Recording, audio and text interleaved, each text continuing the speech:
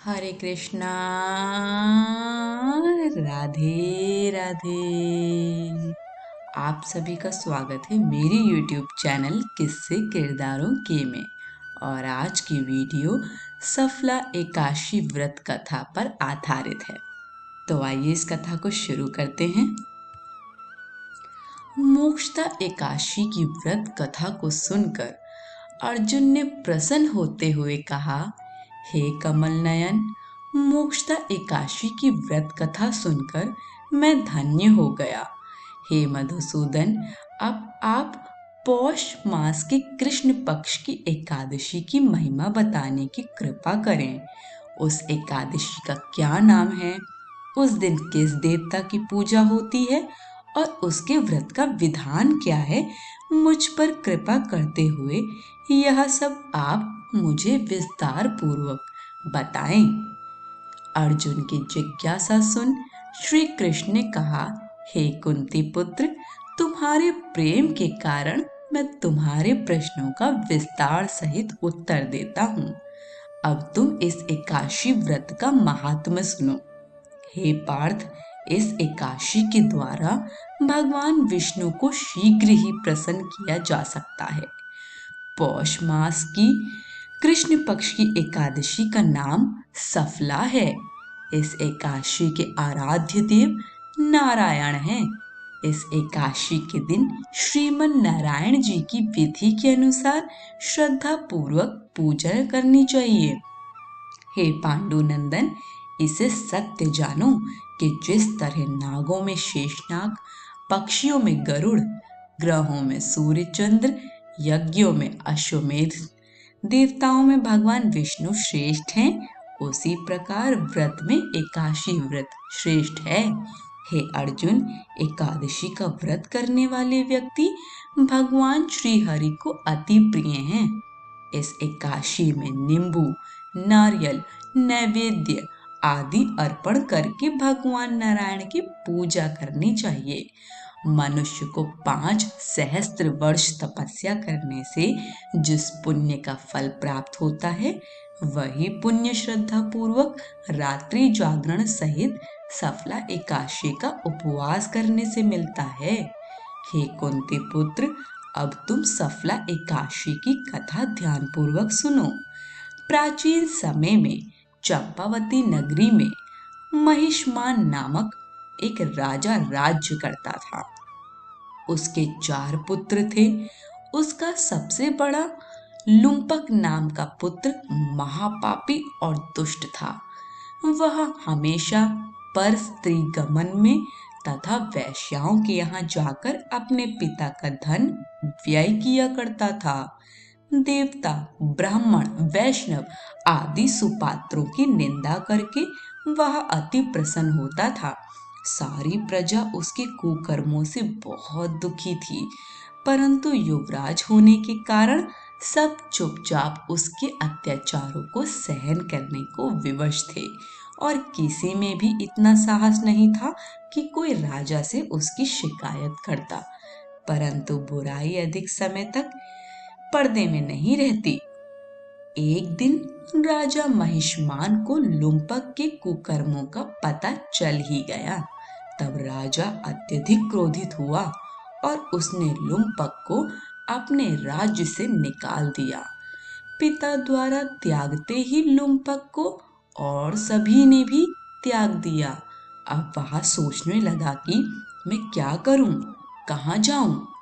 अंत में उसने रात्रि को पिता के राज्य में चोरी करने की ठानी। वह दिन में राज्य से बाहर रहने लगा और रात्रि को अपने पिता की नगरी में जाकर चोरी तथा अन्य बुरे कर्म करने लगा। रात में वह जाकर नगर के निवासियों को मारता तथा कष्ट देता। वन में वह निर्दोष पशु पक्षियों को मारकर उनका भक्षण किया करता था। किसी किसी रात जब वहां नगर में चोरी आदि करते पकड़ा भी जाता, तो राजा के डर से पहरेदार उसे छोड़ देते थे। कहते हैं कि कभी कभी अनजाने में भी प्राणी ईश्वर की कृपा का पात्र बन जाता है। ऐसा ही कुछ लुम्पक के साथ भी हुआ। जिस वन में वह रहता था वह वन भगवान को भी बहुत प्रिय था।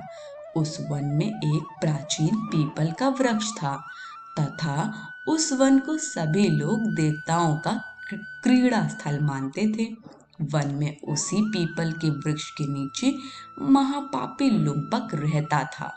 कुछ दिन बाद पौष मास के कृष्ण पक्ष की दशमी के दिन वस्त्रहीन होने के कारण लुम्पक तेज ठंड से मूर्छित हो गया। ठंड के कारण वह रात को सो न सका और उसके हाथ पैर अकड़ गए। वह रात बड़ी कठिनता से बीती, किंतु सूर्य के उदय होने पर भी उसकी मूर्छा नहीं टूटी। वह ज्यों का त्यों पड़ा रहा। सफला एकादशी की दोपहर तक वह पापी मूर्छित ही पड़ा रहा। जब सूर्य के तपने से उसे कुछ गर्मी मिली तब दोपहर में कहीं उसे होश आया और वह अपने स्थान से उठकर किसी प्रकार चलते हुए वन में भोजन की खोज में फिरने लगा। उस दिन वह शिकार करने में असमर्थ था, इसलिए पृथ्वी पर गिरे हुए फलों को लेकर पीपल के वृक्ष के नीचे गया। तब तक भगवान सूर्य अस्ताचल को प्रस्थान कर गए थे। भूखा होने के बाद भी वह उन फलों को ना खा सका, क्योंकि कहाँ तो वह नित्य जीवों को मारकर उनका मांस खाता था और कहाँ फल। उसे फल खाना तनिक भी अच्छा नहीं लगा, अतः उसने उन फलों को पीपल की जड़ के पास रख दिया और दुखी होकर बोला, हे ईश्वर, यह फल आपको ही अर्पण है। इन फलों से आप ही तृप्त हों। ऐसा कहकर वह रोने लगा और रात को उसे नींद नहीं आई। वह सारी रात रोता रहा। इस प्रकार उस पापी से अनजाने में ही एकादशी का उपवास हो गया। उपवास उस महापापी के इस उपवास तथा रात्रि जागरण से भगवान श्री हरि अत्यंत प्रसन्न हुए और उसके सभी पाप नष्ट हो गए। सुबह होते ही एक दिव्य रथ अनेक सुंदर वस्तुओं से सजा हुआ आया और उसके सामने खड़ा हो गया। उसी समय आकाशवाणी हुई, हे युवराज, भगवान नारायण के प्रभाव से तेरे सभी पाप नष्ट हो गए हैं। अब तू अपने पिता के पास जाकर राज्य प्राप्त कर। जब यह आकाशवाणी लुम्पक ने सुनी तो वह अत्यंत प्रसन्न होते हुए बोला, हे प्रभु, आपकी जय हो। ऐसा कहकर उसने सुंदर वस्त्र धारण किए और फिर अपने पिता के पास गया। पिता के पास पहुंचकर उसने सारी कथा पिता को सुनाई। पुत्र के मुख से सारा वृत्तांत सुनने के बाद पिता ने अपना सारा राज्य तक्षण ही पुत्र को सौंप दिया और स्वयं वन में चला गया। अब लुम्पक शास्त्रानुसार राज्य करने लगा। उसकी स्त्री, पुत्र आदि भी श्री विष्णु के परम भक्त बन गए। वृद्धावस्था आने पर वह अपने पुत्र को राज्य सौंपकर भगवान का भजन करने के लिए वन में चला गया और अंत में परम पद को प्राप्त हुए। हे पार्थ, जो मनुष्य श्रद्धा व भक्ति पूर्वक इस सफला एकादशी का उपवास करते हैं उनके सभी पाप नष्ट हो जाते हैं और अंत में मुक्ति प्राप्त होती है। हे अर्जुन, जो मनुष्य इस सफला एकादशी के महात्म को नहीं समझते उन्हें पूंछ और सींगों से विहीन पशु ही समझना चाहिए। सफला एकादशी के महात्म को पढ़ने अथवा श्रवण करने से प्राणी को राजसूय यज्ञ के समान फल प्राप्त होता है। कथा सार। यह सफला एकादशी की कथा हमें भगवान के अति कृपालु होने का भान कराती है। यदि कोई मनुष्य अज्ञानवश भी प्रभु का स्मरण करे तो उसे पूर्ण फल की प्राप्ति होती है।